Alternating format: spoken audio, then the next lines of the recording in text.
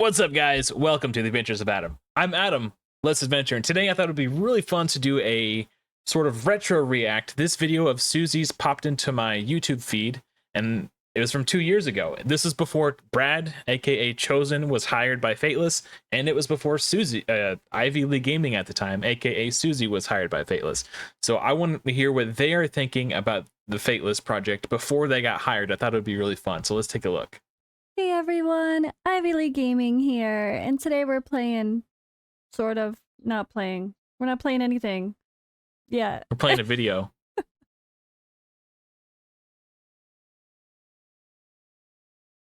So for today's video, I wanted to watch and react to Chosen's video about Hell Hades and the new Fateless brand. Suzi is not subscribed to Brad's channel. Shame on you, Suzi. The idea of making his own game, and I didn't really plan on this, and I didn't even think of it honestly when Hell Hades made the video to do my own reaction on it. But then when Chosen did the reaction, I was like, I'm actually really curious to what he's gonna say. Like his title, my actual thoughts on Hell Hades making a game, potential or overhyped. Dun dun like, dun. Honestly, I don't think Chosen's gonna throw any shade. He's a very classy guy. But he's also practical. So I'm curious, is he gonna try to talk about the, I guess, the realistic side of things? Of just, we know Hell Hades does well, but is this too much? Is it, I don't know, does it have the potential we hope, right? And personally, I'm just gonna say, you guys know I'm a huge Hell Hades supporter, fan, now friend as well.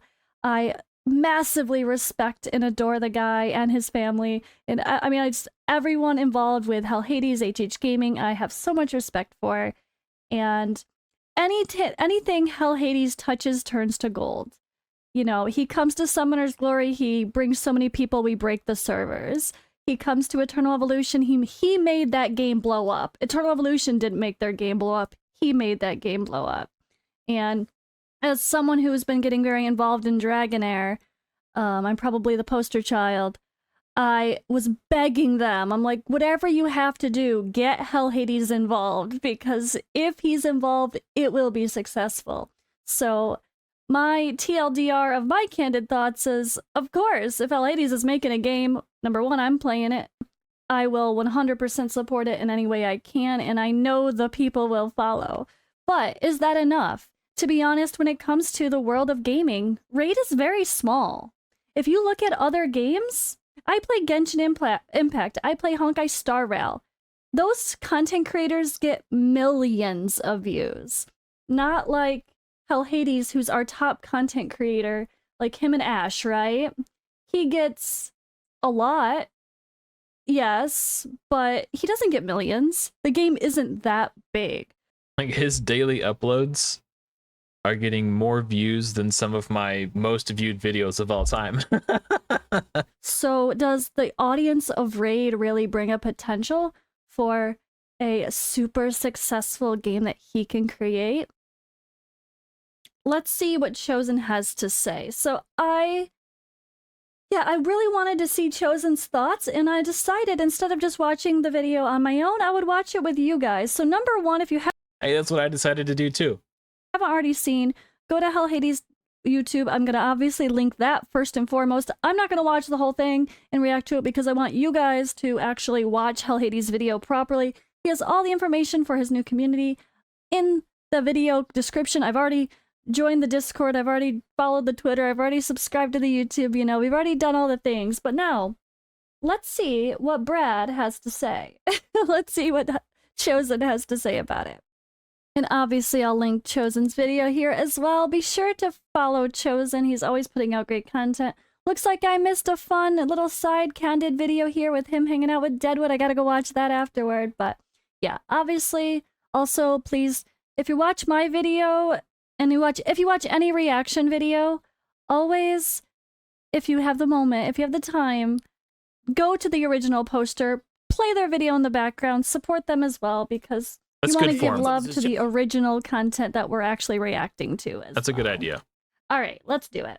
So my actual thoughts on this. Let's see what Chosen has to say. Let's see what Suzi has to say about what Chosen has to This say. is Chosen, and in this video, I'm going to be breaking down the news for you today, coming from Hell Hades and his channel and his team, about the fact that they are going to be working on a game studio and a game that is going to be entering the same marketplace as Raid Shadow Legends. So what I've done is I've gone through his video, which I will link to down below. I promised in today's daily wrap-up video that I thought it was interesting the way he did this. It's a very classy way of doing it. So he's talking about all the talking points, but he's not just doing what I'm doing and doing what Suzi's doing, where we're just playing the video and talking about it. He's playing the video in the background, so there's something happening interesting on the screen, but he's just hitting the bullet points that Simon talks about in his video. I thought that was pretty smart and classy, because if you want to hear it from Simon himself, you still have to go watch Simon's video. So maybe I'll have to do something like that in the future. I like that. I would go over this more in depth and do a dedicated breakdown of it, because I know some of the people involved and I kind of know the raid industry, and I've had similar thoughts to Hell Hades. So I want to give you my thoughts on this. And I watched his video. I broke it down into an outline and some of the main notes from it. So we're going to talk about it. Let's get into it. Let's get into it. So first of all, I'll just kind of go through these bullet points and give you my thoughts. So they have been asked for a long time about creating their own game, and now they are making it happen. That is true. So as creators and leaders in the community, it's always a popular talking point of like, when are we going to get some sort of like community driven game and some competitors out there in the community driven is such a huge point to nail there. For the last 2 years, I've been a member of their Discord. Actually, I'm like 5 days short of being in there for 2 years. And they are in the Discord dailies. Hell Hades is in the Discord. Lady H is in the Discord daily. Suzi's in the Discord daily. I'm in there daily. If you enter that Discord looking to chat with someone from the team, somebody in some shape or form will be in there to engage with you. They're so community focused. They've on their podcast every week, they're inviting members of the community to join their podcast. They've had me on twice, and I'm a nobody. I'm just some dude who's looking forward to the project, and they see my passion and they see my enthusiasm for the project, so they want to have me on to talk to me about it and hear what I have to say and my thoughts. And it just makes me feel as a member of the community like they care about us and we're being heard. Our voices are being heard. It's so cool. I just like that alone is just enough to show that they care about us and what we have to say and what we think, if they're going to bring us on a freaking podcast every week. Industry that really strive to do it the right way. And I've always been shocked about this the last few years. I'm like, with the success of Raid Shadow Legends, it blows my mind that we haven't seen like game studios popping up and producing similar games to Raid that can truly compete with it. We just see kind of like low budget cash grabs or like completely different art style. GODFORGE is not a low budget cash grab, by the way. So not only are they not accepting payment, like the store is not active during the alpha phase. So even if you wanted to spend, you couldn't.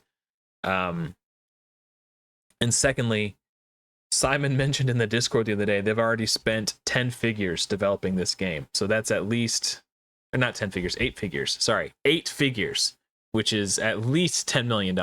That's where the 10 popped in my head. Minimum 10 million if they've spent 8 figures. That's insane. But it could be more than that.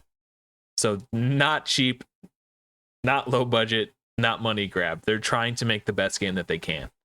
That just don't even try to compete with Raid, and it's really interesting that everyone just kind of lets Raid have a monopoly on the space. So I definitely understand where they're coming from, and I think it's a good opportunity to get in there and compete in the marketplace, because we haven't seen anything for like 5 years that truly competes with Raid. And then the team is going to be consisting mainly of Hell Hades, Sham, and then Dan. Now, I've interacted with all of these people, and I've known them for a few years. I've interacted most with Hades and Sham. Sham, I believe, is the guy that was developing Incarnate, and I interviewed him on my live stream, interacted with him a lot behind the scenes, and helped promote Incarnate and all of that. Super top-notch guy. So seeing him involved, I think that's a great partner for them to bring on, and I always enjoyed interacting with him. I know that he's genuinely passionate about games, and he truly wants to produce an amazing game. So I think he's going to fit right in there with Hades and his team. They're in between Hades and Dan. And they're going to be partnering with a massive fantasy IP, although the specific name cannot yet be revealed. Okay.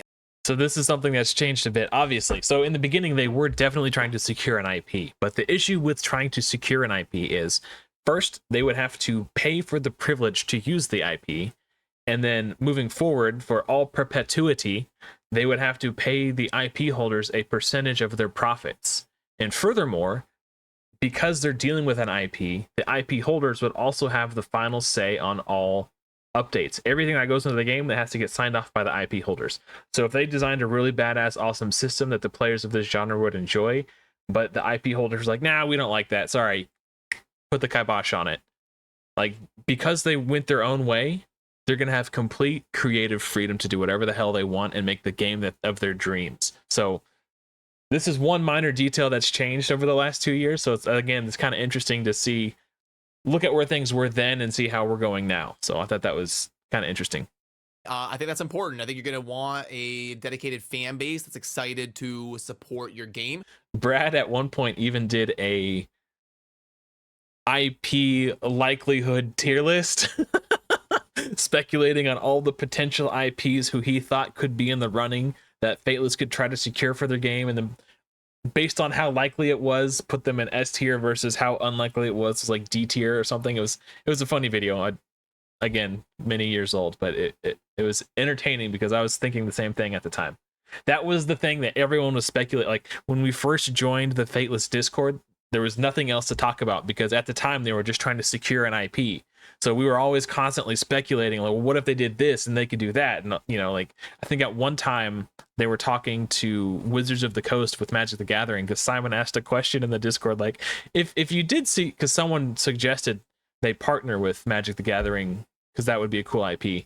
And then, like, a few weeks later, Simon replied to an older message to say, if we did partner with Magic the Gathering, who are some heroes that you would want to see in the game? And I was like, why would he be asking this if you know, like... So yeah, I definitely think they were talking to Wizards of the Coast at some point. But yeah, that would have been sick. But yeah, it's just so interesting to look back and see where everything was 2 years ago. So you've got like your Marvel Strike Force and your Star Wars Galaxy of Heroes. They're probably going to be trying to go a similar route to that. Now, can they get Marvel or Star Wars to partner with them? That's going to be pretty hefty. That would be a huge price tag, but they're probably going to get some sort of IP to be partnering with them on this journey to try and compete with Raid Shadow Legends. And because right here, the next bullet point, the game is going to be the same genre as Raid Shadow Legends with a rich world, creatures, and heroes. And then this next bullet point is super important. So the development process is going to take around 16 to 20 months. That actually surprises me almost on the low end. I would think it's going to take like 2.5 years, but that's encouraging that their goals as of right now is about 1.5 years. It looks like to probably get like a playable beta, and then it's going to have at least 300 playable heroes planned. So this is something that has changed too. Initially, they lowered it from 300 to 250, and they were going to launch with 10 factions. My assumption is that they were going to split 25 heroes into each faction, right? It's divisible. 250 is divisible by 10. You get 25. 25 heroes per faction, 10 factions, 250. But then they decided to cut one of the factions, the Svarga faction, which was based off of the Hindu religion, or heroes which were based off of entities from the Hindu religion. But ultimately, they decided as a brand new game studio, they couldn't risk the controversy of offending an entire religion worth of people. So they had to cut the Svarga faction to play it safe. Financially, they would not have been able to have recovered from such a devastating controversy if it were to have gone that way. So to play it safe, they cut Svarga faction, and now we're going to release with 9 factions, and they're leaning more towards the neighborhood of 200. So just quick, again, it's fun to look back and see where things were 2 years ago to now. So this is the thing that all these game developers miss, in my opinion. Raid launched with like 350 heroes, and that's why it was able to really blossom and blow up. All these games come out with like 40 champions. I instantly knew that Eternal Evolution was not going to be successful long term when I saw that it launched with like... Eternal Evolution is not Raid, though. Eternal Evolution is not a Raid replacement. It started out, at least, very different. It started... Idle RPGs and these quick skip fast features type games are a little bit different of a category. I don't think it's fair to compare Eternal Evolution. So what's and Eternal Evolution did not fail yet. So the point that Suzi's making is Eternal Evolution and these idle RPGs is what they're called. If you've never played one before, basically the way it works is you exit the game and you come back later, and there's a timer, and based on the amount of time that you spent AFK away from keyboard, I guess, depends on how much rewards you've racked up. And in that chest that you get for being AFK, you get all your silver, all your XP, you get gear pieces, basically everything you need to upgrade your heroes. And then you take those rewards, upgrade your heroes, and you try to push further into the game. So that's sort of the gameplay. But rather than going out and farming for those resources, which is the style that I prefer, in these AFK style games, like the one I played most recently was AFK Journey. You would just get all your stuff from not playing the game, which felt kind of unintuitive to me. Like, that feels backwards, and I don't prefer that style. I prefer Raid, where if you want something, you go farm it. You go kill this dungeon boss to get this reward, then you upgrade it using the silver you earned to power up your heroes so you can then take on a new challenge. To me, that's far more rewarding. Yeah, sure, some of us have stopped playing, but that's just because we move on to other things, especially as content creators. It's exciting to try new stuff. Sorry. And in these idle games, you cannot control the combat. You just hit auto or you hit play, and they just go. Like in Raid, you can take the turns and choose which hero uses which abilities on which enemies, where in these other AFK idle games, it's just like they just do whatever they want. They have a mind of their own. So there's no controlling the combat. You have way less control. I think those games are targeted more towards a much more casual crowd, because you progress by not playing, and you come back the next day to power up your heroes, and then to play, you just hit auto and let it go. So definitely a different audience. I think Raid is trying to target a much more hardcore gamer fan base.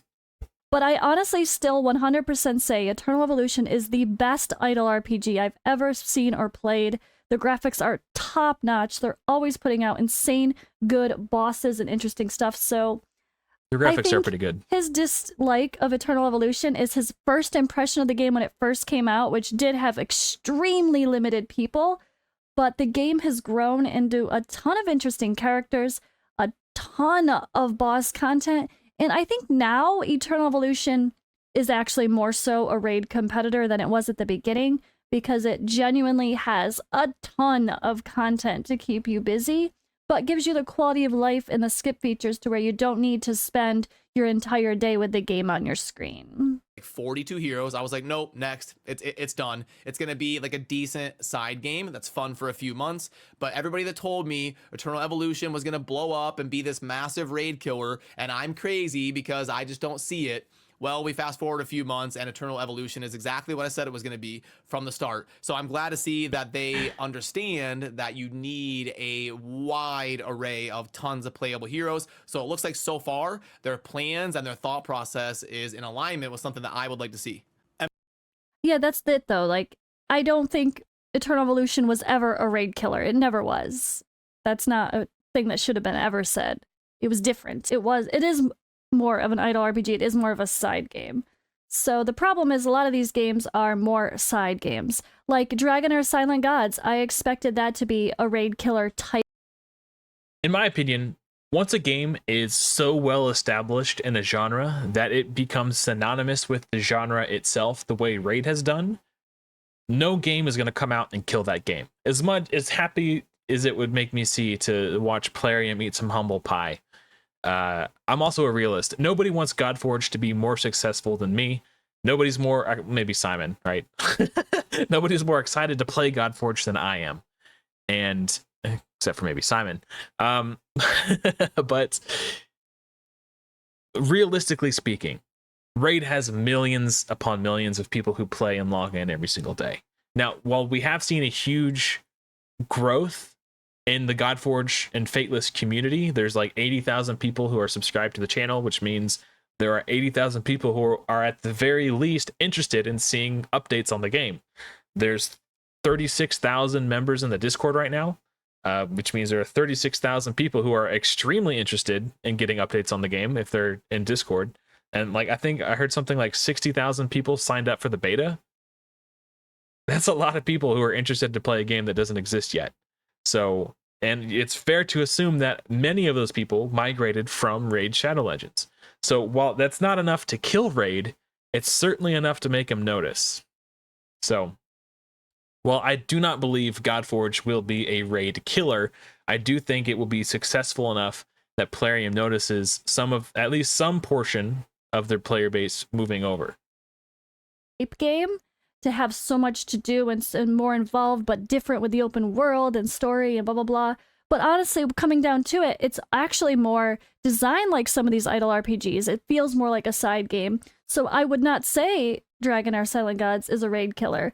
Nobody says it's raid killers except for Stu. Stu says a lot of things. He puts that every game's a raid killer. But I don't necessarily think these games are raid killers. Nothing is going to kill Raid. Raid is always going to, if they keep up their marketing, although I know that that's been an issue. The only people who can kill Raid is Plarium. And even though it seems like they're trying their best, they're still struggling, so. Raid is always going to be successful because it's always going to bring in new people, so nothing's going to kill Raid. We're just going to steal their player base and make a lot of people quit, which Eternal Evolution did do. Eternal Evolution made a lot of people finally stop playing Raid and just play that because they like the quality of life in that game and much better. Emphasizing depth, allowing different squad compositions, gear customization, all of that's to be expected. PvP gameplay will be balanced and the game will be free to play. Those two things are very important. You cannot charge to download a game in the gacha industry. You can't charge like $4.99 to download the game, or people just simply don't try it. So it's got to be free to play. That's good. The fact that PvP gameplay is balanced is going to be a double-edged sword. So a little bit of misunderstanding, I think, on Chosen's part. They're going to have multiple PvP game modes. Now, I know he knows this now, and I'm only clarifying this for people who might be watching this video that I'm making who are new to following Fateless and GODFORGE. The plan is to have multiple PvP game modes. One that will feel pretty familiar if you've played other games in this genre before, particularly Raid, I would imagine. I'm sure they'll find their own way to put their own creative twist and spin on it, so it doesn't just feel like the same old garbage.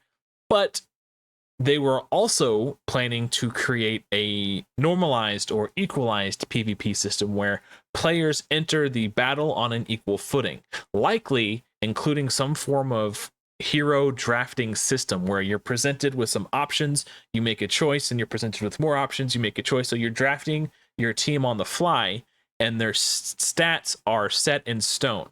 You can't equip gear on them, so their stats are their base stats. And then you're fighting these pre-built heroes against other people who have drafted their team of pre-built heroes, and you fight against each other. Meaning that while there will be some RNG involved in which heroes you are offered, at the end of the day, over the course of hundreds and hundreds of matches, the players who are the most skilled in this form of PvP will be the ones who have the highest win rate and the ones who climb the ladder. So it will be a very, very skill-based PvP system that will not allow players to gain an advantage by spending money. In addition to their standardized, like their normal run-of-the-mill style PvP that we've come to expect in these games, like Raid, for example. So two separate things. So I just wanted to clarify that.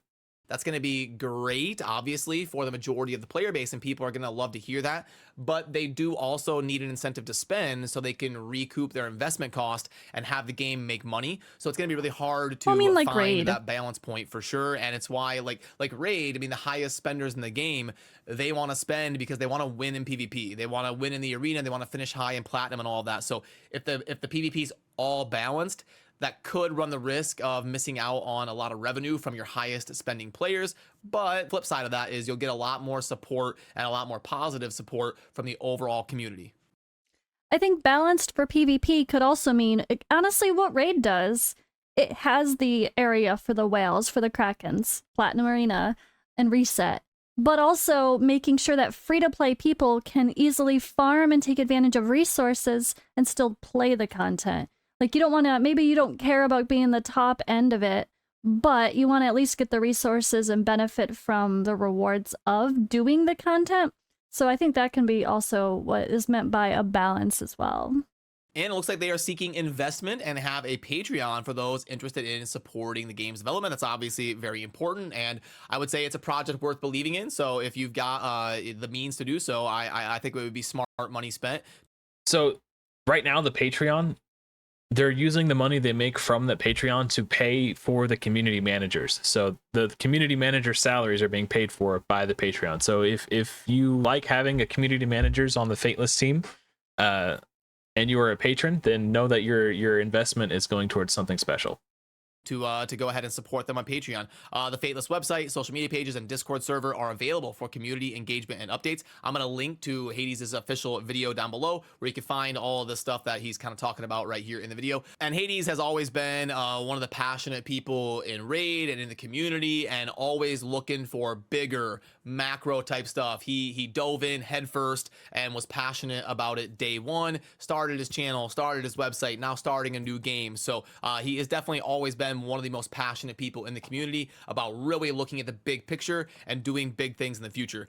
The game will also prioritize quality, visuals, and gameplay to stand out in the genre. Now, to stand out in the genre is going to be difficult with a game like Raid out there, but Raid is coming up to the point where it began development probably like 8 years ago. So I think it's a little bit more realistic now to compete with a game like Raid because you have huge resources of like AI generated artwork that makes it a lot easier to get templates out there and brainstorm and get some amazing visuals if you have the right tools in place and the people that can get the most value out of those tools. So I think within the last 6 months, it's become a lot more realistic to try and compete with Raid with a smaller team. So really that's probably going to smart. be encouraging, and something they'll be looking to take advantage of is these different innovations in the digital community that we've seen in the last 6 months. The development team is partnering with a large studio to enhance artistic and game building capabilities.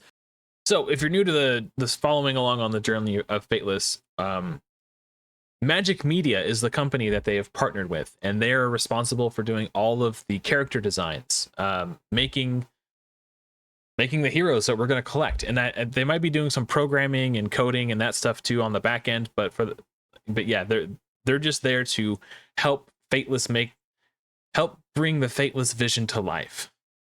So again, that's going to be important if you're starting, and they're doing a very good job. Starting out with a small team. I think they're going with a pretty big scope here for their.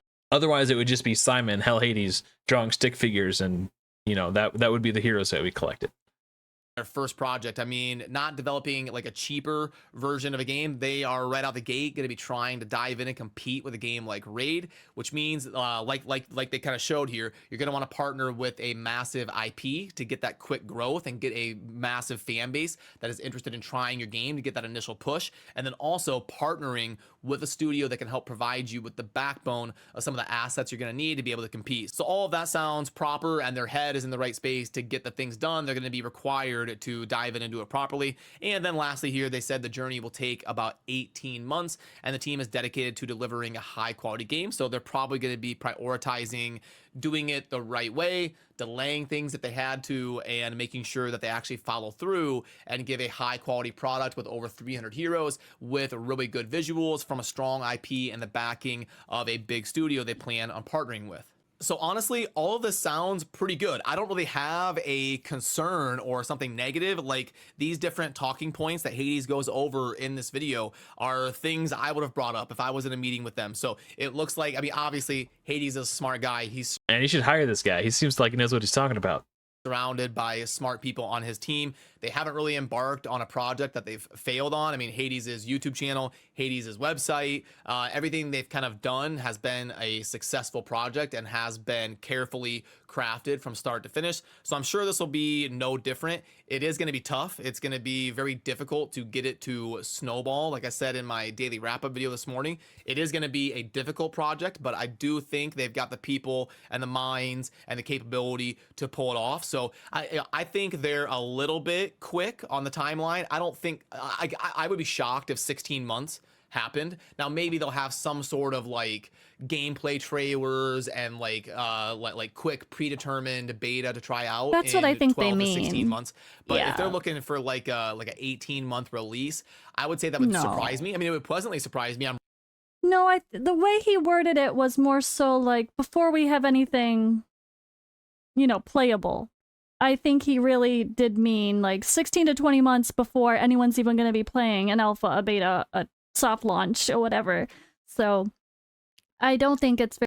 This 18-month timeline that they're talking about, that's development time. So not from the moment that the company was founded, right? So a huge portion of the time after the company was founded was spent talking to IP holders, trying to secure an IP, because they can't really create a game until they know what the game is going to be, right? And they can't start making the story, they can't make dungeons, they can't make heroes. Like, none of this stuff would make sense to do until they have their IP. So even though the company was founded 2 years ago, the game hasn't been in development for that long. And then once they realized that they were going to create their own IP using these myths and legends, then they had to go out and partner with a company to help them create. And now that they know what they want to do, now they got to find who they want to partner with to help them bring that vision to life. So first they had to find an IP, then they had to find a partner in Magic Media, and then they can start creating the game. So even though, like I said, it's been 2 years since the company was founded, it hasn't been 2 years since they started developing the game. So this 18-month timeline, if they can meet their goal of releasing the game for global launch at the end of 2025, they'll hit that deadline, because we're talking strictly development time. Very realistic. Like I agree with Chosen that it sounds fast for something so big and so important. But like Chosen also said, you know, we are in an age where there is all this AI art and generation stuff that's pretty fascinating, honestly. It's something I've not delved into myself. And you can create so much so faster and easier than ever before than having to hire a team that takes forever to make up this just design idea. So very important distinction here. When it comes to the AI art, Fateless is not using AI generated images in their game at all. That's a no. They can use it to get like storyboards and concepts to then show these concepts and storyboards to the actual artists. Like, hey, this is what I'm envisioning. Can you do something in this style? And then pay the actual artist to create the actual assets that will appear in the game. So nothing that we, the players, see, touch, or interact with in the game at all will have been generated by AI. It will all be things created by human beings, an actual artistic touch. So just so we're clear. You can just create it. So it's interesting. Maybe it will speed up the process.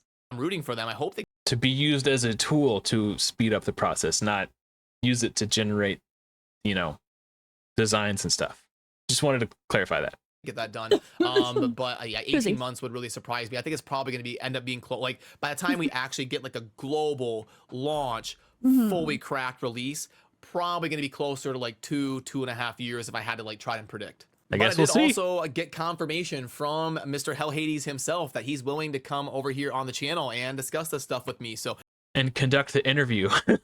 I'm excited to pick his brain and sit down with him when we can get our schedules to line up and then walk through some of these different things and some of his concerns and some of the things that he is hopeful for and what the thought process was on this and when he kind of started thinking about this and how the team took place. And we're going to give Hell Hades a chance to explain all of this stuff in his own words, and I can bring up maybe some of the concerns that I have and some of the things that I like and some of the things that are going on within the project, and we can get a full scope of this because it's exciting. I always say I want more competition because I think that's better for the consumer. Like if you live somewhere where you only have one internet service provider, they don't care if they give you good internet. What are you going to do? Have no internet or use their internet? But if you live somewhere where you have 5 different choices of internet service providers, they have to do a good job because they're fighting for your business. So this is the number one thing I keep telling all the GODFORGE haters. Even if you don't like GODFORGE or you have something against Simon personally, or he didn't reply to a comment you left on his video and then you decided you hate him or whatever, whatever your reasons for not liking GODFORGE are, even if you have no intention of playing this game, you should root for its success, because the more successful GODFORGE is, the more likely it is that Plarium will notice. And if Plarium notices GODFORGE's success and they can see their players leaving for GODFORGE, then it's going to make Plarium make changes in Raid for the better. So even if you hate this project and you wish it to fail, don't. You should want it to succeed, because it'll mean a better Raid Shadow Legends. The more games out there that are going to step in and actually try to realistically compete with Raid, I think is the better for all of us. It's the better for the consumer. 100%. We'll have more things to try and more things in the industry that can help innovate and keep things moving forward for the consumer to benefit. So It's so true, because we all complain. Oh, I mean, I quit Raid, but a lot of you watching did not, even though you all complain about Raid. But are you still playing? You are, right? You're still playing. So like, we all can complain and complain about things, and they don't listen, and they don't listen, and they don't listen. And unless we do something about it, unless literally everyone stops spending, which is impossible, unless massive people just start quitting the game and they actually notice it in their numbers, they're never going to change, because they don't need to change, because they're still profiting. As long as there are people throwing their money at the game, in their eyes, they're doing everything right. So it doesn't matter how much you complain, how much you tell them that their game needs to change. As far as they're concerned, they're still making money, so they're doing it right. But that's where the competition side, if you have true competition to where people do start leaving and do start talking about the other game being better, and more so, like, than just these games that temporarily pull people away or that only make a few people trickle off. If there's like a massive leave of people, the game's gonna have to step it up and actually start giving people what they want, or they're gonna fail. Like, that's just, if you can't listen to the community's concerns that have been the concerns for 4 freaking years, 6 years now, then eventually you're just going to lose your community. But hey, we're bringing Super Raids to Minotaur, right? We listened, we heard your feedback. Yeah, whatever. Completely. If there's real competition, but there's no real competition. All these games that come out that I've played, I'm never one to label things as raid killers.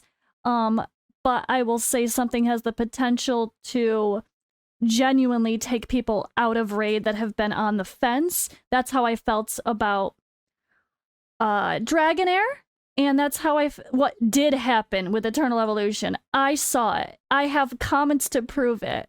I have a video to prove it where I looked at people's comments. I got daily comments when I quit raid, and I was posting daily for Eternal Evolution.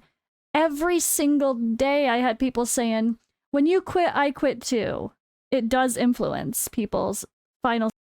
My channel is way smaller than Suzi's by like a significant margin. And when I uploaded my final episode of the free-to-play Rares Only Plus series, there were so many people in my comments on my Rinky Dink channel saying, we'll see you in GODFORGE. Can't wait to see you cover GODFORGE. Looking forward to your GODFORGE coverage.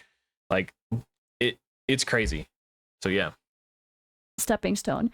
And Eternal Evolution made me quit raid. Eternal Evolution made me quit raid. I prefer Eternal Evolution, so I haven't touched raid since I started playing Eternal Evolution. That did happen. I have hundreds of comments of that I'm sure I could pull out. So imagine if that happened on a much more massive scale with a true competition of a game. Now, I don't think Hell Hades is like, obviously like, screw you, Plarium, I'm going to steal all your business. I think we just want to make a game that gives us all the things we like in a game like Raid, in a game like Eternal Evolution, because those are the good examples, that, you know, is also unique to him, Hell Hades, as a brand. And I don't know, I'm really excited to see what happens. And I think if we all could design our perfect game, it's hard to find a balance. And I think that's all we're looking for, right? We're just looking for a game that can feel generous, but gives us good graphics. A well-designed, engaging game that's fun and rewarding to play. And I'm talking about rewarding emotionally, not like, here's all the rewards. A fun and engaging game that provides a rewarding experience to play, that also makes it feel like they appreciate and respect their player base. That's all we really want. And we have the former with Raid, but we don't have the latter. We have the fun, we have the engaging, but we don't have the respect. And that's the big one for me. Before I started creating content for Raid, I was a spender in Raid. But after feeling like I was being not appreciated as a consumer, I stopped spending money. And then I started a new account, a new free-to-play account. I discarded my spender account. I don't even touch that account anymore. I haven't logged into it in years. And sort of like a protest of like, I'll play your game because it's fun, but I'm not going to give you my money because I don't feel like you have earned it. So we just want a good game that's fun to play, where the developers of that game understand that the reason this game is successful is because of the people who play it and tell their friends and spend the money and give them our business. We don't have to give you our money, but if you make us feel like you appreciate it, we're way more likely to do so.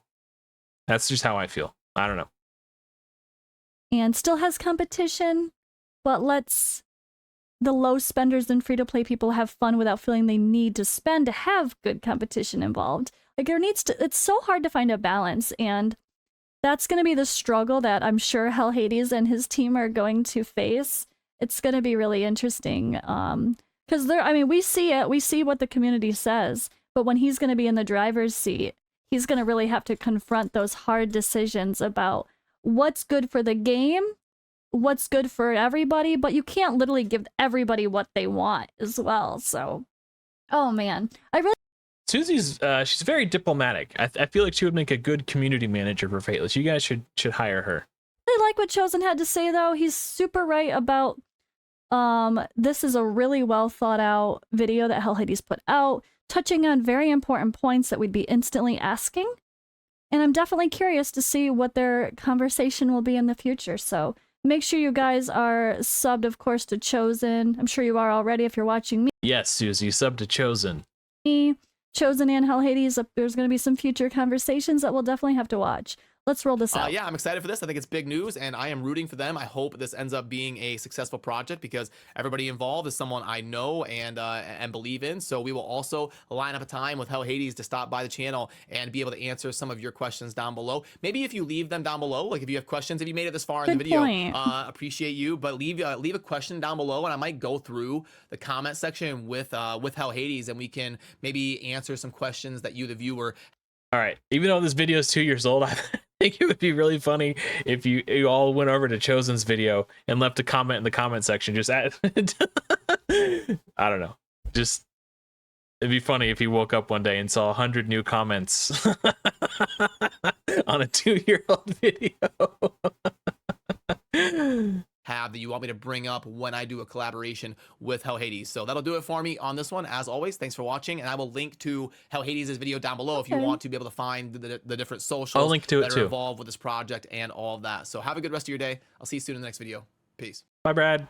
All right, so yeah, guys, I'm going to obviously link Hell Hades' original video, and I'm going to link this video. If you guys have questions to pick Hell Hades' brain, let's let Chosen do that. Chosen's really good at interviews. Go leave the comments over on Chosen's channel. Type conversation stuff as well. He's very practical, and he likes to kind of look at things from both sides. He really is. You know what? They should do like a weekly podcast and have Brad host it. So not only just hire him as like a game developer, a hero designer, have him host this weekly podcast. I think that'd be a great idea.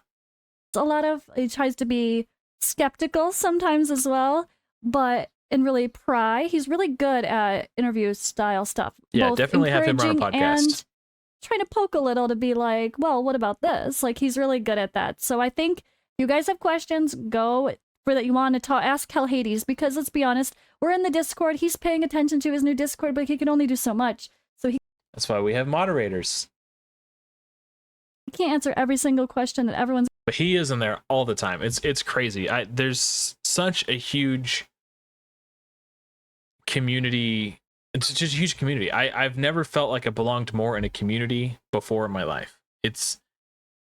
I chat with members of the team in their daily. I talk to Suzi almost daily. I probably talk to Hell Hades 2 or 3 times a week, just chit-chatting in the morning when he's waking up. I talk to Lady H Like I feel like I've become friends with these people. It's insane. So gonna have about this new project. So go give Brad's video some love, comment, and comment what you want Brad to find out from Simon. yeah, go leave your comments. in the interview in the future. Why not? Go give him some love.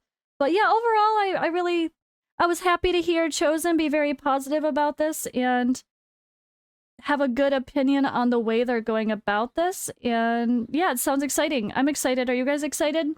Oh yeah, baby. Make sure you guys are, checking out all the Fateless stuff. I think what I'm gonna do is, which is scary and sad to say because I don't know, it's Twitch, but Hell Hades doesn't stream on Twitch anymore. So I might go unsub on Twitch. She just posted in the Discord the other day that she is still subscribed to Hell Hades and she's afraid to unsubscribe because it's 62 months straight. This was 2 years ago. She still hasn't unsubscribed. Which would break my heart because it's my longest running sub. He's the reason I came to Twitch. I might go unsub on Twitch to Hell Hades. And I might go sign up for the Patreon. But all right, guys. Thanks for hanging out with me and having this chat. Let me know what you think about Hell Hades project, about Brad's why do I keep calling him Brad instead of Chosen? I'm going back and forth. It's fine. You'll be on a first name basis soon enough, I'm sure. Let me know what you think about Chosen's comments as well. What do you think about Chosen's opinions on these type of topics? I think he's a really good interviewer, don't you guys? I think he does Yeah, he should definitely run a podcast for the Fateless team. That'd be great. a really good job. Like he had his Chosen's Corner and stuff like that. I think he does a pretty good job. So I'm looking forward to seeing their conversation in the future. But that's all for today's video. I'll see you in the next one. Anyway, that's going to do it for me, guys. Thank you so much for watching. Hopefully, I'll see you all in another video soon. But until next time, everyone, take care.